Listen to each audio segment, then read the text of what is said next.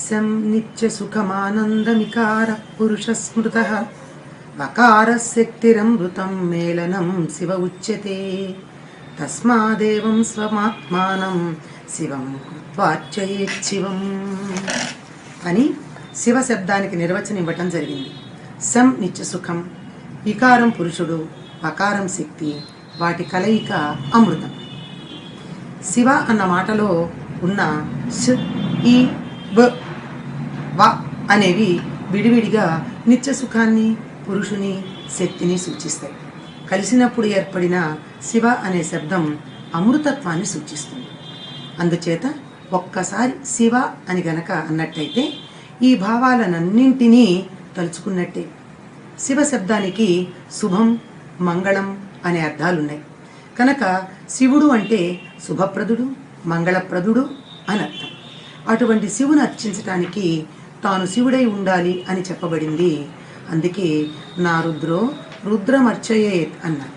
అంటే రుద్రుని అర్చించటానికన్నా ముందు అర్చకుడు అంటే పూజ చేసేటటువంటి వాడు తాను శివుడుగా మారి ఉండాలి అని మనకి పెద్దలు చెప్తూ ఉన్నారు. అటువంటి శుభప్రదుడు, మంగళప్రదుడు అయినటువంటి శివుడు సత్య జ్ఞాన అనంత స్వరూపమై సనాతన బ్రహ్మము, సనాతనుడు, నిర్గుణ పరబ్రహ్మ అయిన సగుణుడు, నిర్వికార సచ్చిదానంద స్వరూపుడు.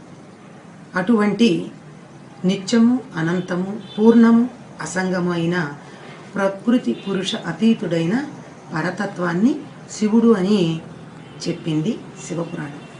అటువంటి శివుడు ఆయన్ని అర్చించుకునేటందుకు దేవతలు ఒక రూపంతో తమని అనుగ్రహించమంటే మాఘే కృష్ణ చతుర్దశ్యాం ఆదిదేవో మహానిసి శివలింగతమోద్భూత కోటి సూర్య సమప్రభ తస్మాత్ శివస్య యా రాత్రి సమాఖ్యాత శివప్రియ తస్యాం సర్వేషు లింగేషు సదా సంక్రమతే హరః.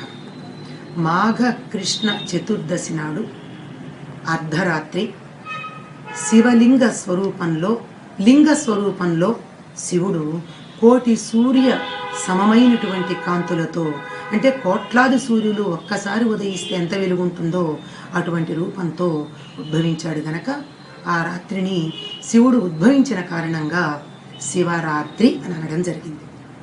ఈ శివరాత్రి ఇది మనకి ఈశాన సంహిత తెలియజేస్తుంది.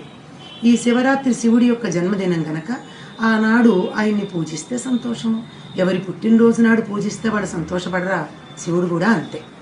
ఆనాడు తన్ని పూజించాలి అంటే రాత్రిపూట పూజలు ఎప్పుడు అమ్మవారికి సంబంధించినవి కనుక అడిగాడట. ఈ ఒక్క రాత్రి నాకు పూజలు ప్రజలు చేసేటట్టుగా ఈ రాత్రిని నాకు ఇవ్వు అని అడిగితే దానికి బదులుగా నాకు 9 రాత్రులను ఇవ్వమని చెప్పి అమ్మవారు అడిగిందిట.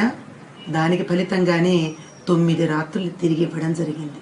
దాన్ని ఆవిడ నవరాత్రులుగా, అంటే 9 పగళ్ళు ఆవిడికి పూజ చేయడానికి అనుమతి ఇచ్చి ఒక్క రాత్రిని తీసుకున్నాడు. ఇలా ఒక్క రాత్రి 9 పగళ్ళకి బదులుగా తీసుకున్న ఈ ఒక్క రాత్రిని మనం శివుణ్ణి అర్చించుకున్నట్టయితే ఎన్నో ఫలితాలు ఉంటాయి. అందుకే అంటారు జన్మానికి ఒక శివరాత్రి అని. అంటే ఎప్పుడో ఒకసారి చేస్తాన్ని కాదు, ఒక్క శివరాత్రి చేస్తే జన్మంతా చేసినటువంటి ఫలితం వస్తుంది అనేటటువంటి అర్థంతో ఏం చెయ్యాలి అంటే శివరాత్రి నాడంటే మాఘ కృష్ణ చతుర్దశి సూర్యోదయం నుండి మొదలుపెట్టి మర్నాడు సూర్యోదయం వరకు ఉన్న 24 గంటలు శివుణ్ణి అర్చించుకోవాలి. ఇలా 24 గంటలు అర్చించుకుంటూ శివుడి దగ్గరే ఉండడాన్ని ఏమన్నారు మన వాళ్ళు? ఉపవాసం అన్నారు.